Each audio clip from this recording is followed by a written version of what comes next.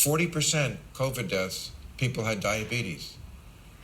If name any other ailment someone would have, and you wouldn't say, oh my God, that's huge. We know 78% of the people who have died or went to the hospital, obese. 88% of the deaths in the world were from countries with high obesity rates. How long can we ignore what is at the core of the problem? It's something that was killing us slowly before COVID, and then with COVID, yes, your body cannot take the stress. It's not healthy to begin with. The least little thing will take you down.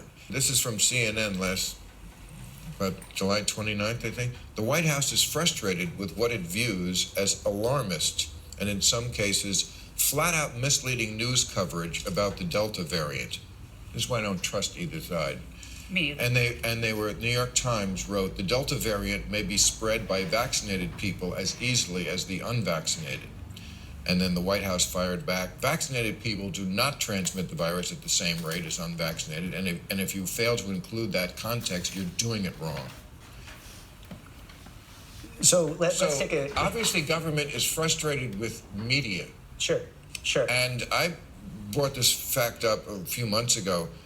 Democrats, 41% think or thought in the poll, this is a few months ago, so this may have changed, but 41% thought that the COVID hospitalization, in other words, people who get COVID, how many go to the hospital? 41% of Democrats thought it was over 50%. It's under 5.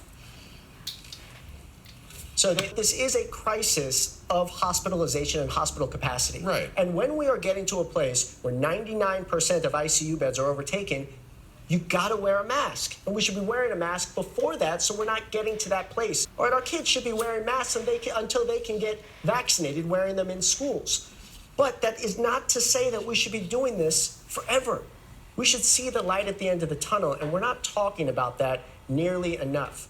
But folks just got to get vaccinated, man. We're also not This isn't addressing hard. the root problems. I mean, you're talking about hospitals. Absolutely. You can't let the hospitals be overrun. But the reason why hospitals get overrun is because we run them like airlines.